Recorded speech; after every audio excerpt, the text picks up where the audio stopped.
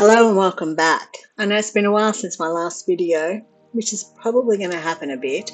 I've been away and then trying to figure out some editing techniques I can share. First, let me say this. Masking is one of the biggest challenges in photo editing, and it can be frustrating when things don't go as planned. Whether you're struggling with how to create masks or need help deleting them, when you don't like what you've done, you're not alone. My editing style may be different from others. I tend to find my own way of doing things. Sometimes it's a standard way, other times it's my own method. That's why this series or this channel is called Howling Ant Edits Photos. Today we're going to look at masking in the Effects tab. We covered masking and local adjustments last time, so this will be the next step.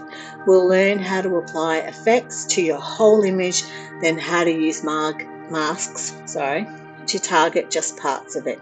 I'll show you how to see what you've done, spot areas you might have missed, and how to delete or start over when needed. So let's get started. So we're opening ON1 now, and here are some photos. Some of these you should already recognize, but I've added a couple. So today I think we're going to use this photo here. It's simple. It'll be easy to see what we're doing with the masks. So we're going to open it. We can press D, the letter D on your keyboard, or you can just go over here to edit. Now, I don't want to spend a lot of time on the develop. We all know there are different things that you can do here or not. But if you would like me to do a video on the develop module or anything in ON1, if I know how to do it, I will do a video for you. But we're just going to leave it fairly simple today, and we're going to go to the effects panel. Now, I'm trying to use effects that are, like, how can I put it, really strong, so it's really easy to see what I'm talking about and what I'm doing. So we might start with the black and white. So if we go down here to black and white, it opens up. I mean, that black and white is just there in the list, but until you actually click this little blue circle, it's not going to work. There's lots of different types of black and white, and you should try playing with all of these and seeing what happens. I really like this one, the infrared, but I mean, there's more here. As you scroll through them, you just hover over the top of them and it'll show you what you can get with them, which can be quite interesting. But I think we're just going to go with this one. So let's say we know, like, if we turn this off, and again, if you just want to see the original photo and then with the effect on it, you just click this blue dot again and it goes back to the original. Now, if we press it again, we've got it there. But let's say, like, if we go back to the original, how the center is yellow.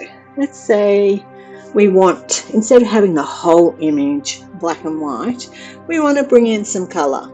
So we might go, okay, let's get to our mask, because this is where the mask comes in.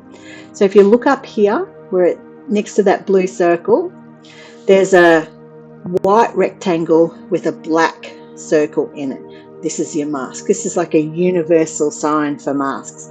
You click on that, you see how it's come up and it's all white, which means you've applied nothing. So all the black and white is showing through. And then, and you'll notice, hopefully you can see that, the brush has come up. I'm just moving it around over the flower, so hopefully you can see that. And if you go up the top here, you see it says paint and then it says erase. Well, this is saying erase. Erase is the one that is in bold. So it's going to erase part of this mask off the original image. So what we want to do with this is we're going to click down, and we're just going to get rid of the black and white off the middle of the photo. Now, I'm not going to be really careful here. I mean, if I was doing this for real, I'd blow the image up and I'd make my brush using the square arrow keys really small, and I'd go through and do all of these individually, and I'd be a lot more careful than I am being here. but you get the idea of what I'm talking about. So now if we go down to things that you can do to the mask or to the black and white, like if we go to contrast and you look, it shouldn't change the middle at all, because the mask has made it so that only everything outside that color area will be affected. And if you decide for some reason that you don't like this mask or you want to start over again, oh look, I've missed bits. Actually, that's the bit we should do first, is let's see how we can work out what we've missed. So I'm just going to go back to paint. Let's just leave a couple of bits, obviously, but they're not always that obvious. Go back to erase up the top, and then if we click on the mask, and if we press, I don't think you even have to click on it actually, just press the letter O, there's your mask. So you can see all the black and white is all over this, but you can see here there are bits that I've missed, little white bits, and the bits I did on purpose. So now the mask will be a better coverage, will give you better coverage, because you can see when you press the letter O what you've done on your mask. Now if I press the letter O again, there's our photo back. Now if you decide for some reason that you don't like this, that it's not really what you wanted, if you right click on the mask, I'm sure there are other ways of doing this, but this is the way I've found so far. If you right click on it, there's a heap of things you can do to the mask. If you just press reset, it will reset. I wonder if there's a keyboard shortcut. No. So there you go. Or if you decide, another thing you can do with a mask is, let's make this brush a lot bigger. I'm just going to do this really rough. Like I said, if I was doing this for real for myself, I would be a lot more careful. And we're just going to go over to paint because we want, I don't know why, but sometimes my brush does not show up when it's meant to. Let's go back to paint. No, erase, sorry. Even I get confused, you see. Okay, so let's say we've got this and we think, well, actually, I think I would prefer it with the white, with the yellow in the middle, and have the petals black and white. So if we go over to here, you can see there's an invert, or what you can do is you can do Control I on your keyboard and it will invert the mask. So let's go back. So this is how it was. Let's have a look at the mask. This is the mask. It's a pretty dodgy one if you ask me, but there you go. Then if we do Control I, you can see it swaps over. So it's another way, it's another option you have with your masks. Sometimes, like if you want to do something and, you know, it's like, let's say, let's go back to this image. Let's say we want everything in this image to be color except for the bit in the middle. Okay, so I'm just painting over the rest of the image. You know, I will have missed heaps. Let's have a look. Yep, I've missed heaps. So let's just fix that up. Okay, so we'll go back to the image, but then you think, oh, you know, I don't really want it like this. I want it, I mean, I want it like this, but that was a lot of work. So what you could do is, let's reset the mask. So we've got our color image, but now what we want to do is we just want that center bit to be in black and white and not the rest of it. So what we can do is go to our mask and do Control I, or do, so now the mask is not applied. So the mask is like blocking out all that black and white stuff. But if we get our brush, not our mask, our brush, and we have to go over here and paint it, because now we're painting the black and white onto the image. And so if we just go here, now we can do that just there. So, and if we do O, you can see there's the center of the flower, and the rest of the image should be color. So white lets you see the effect, and black blocks it. Okay, so we're going to get rid of that, and we're going to try a different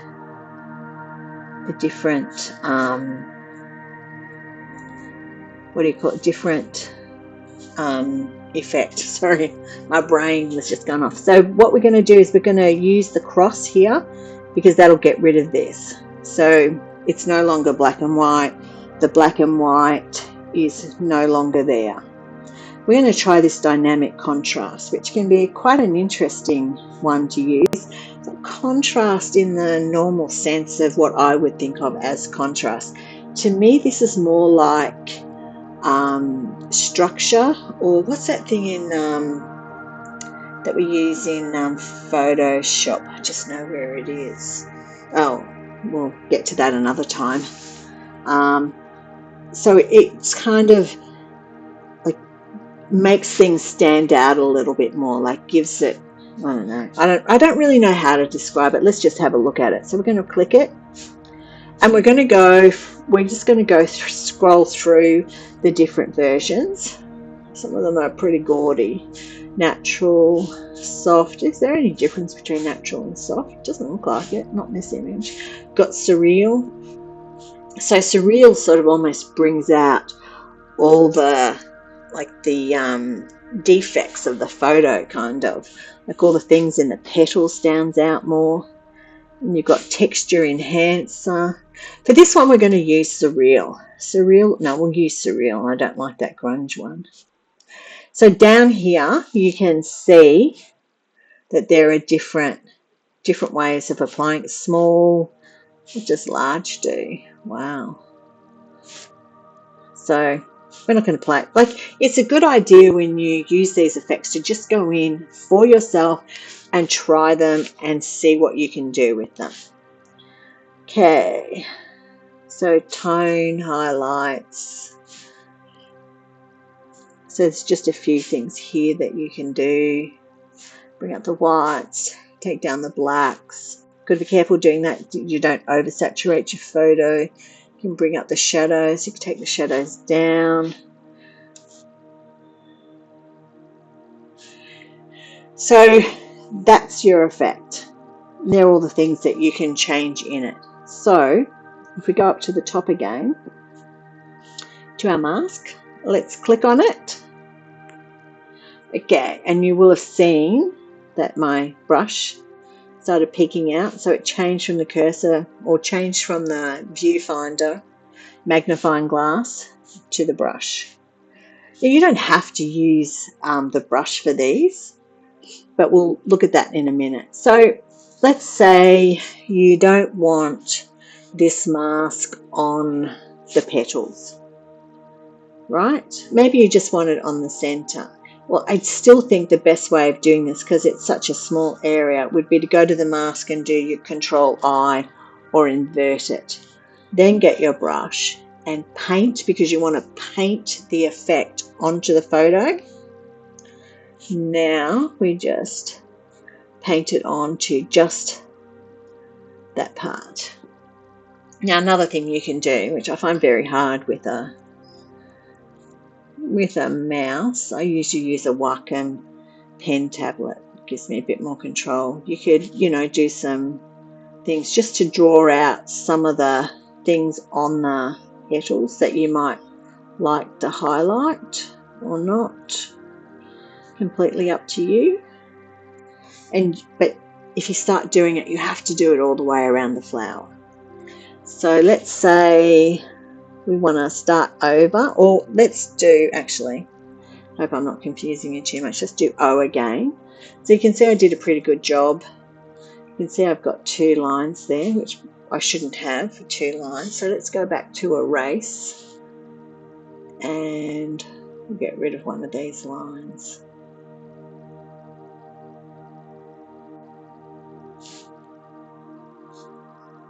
Okay.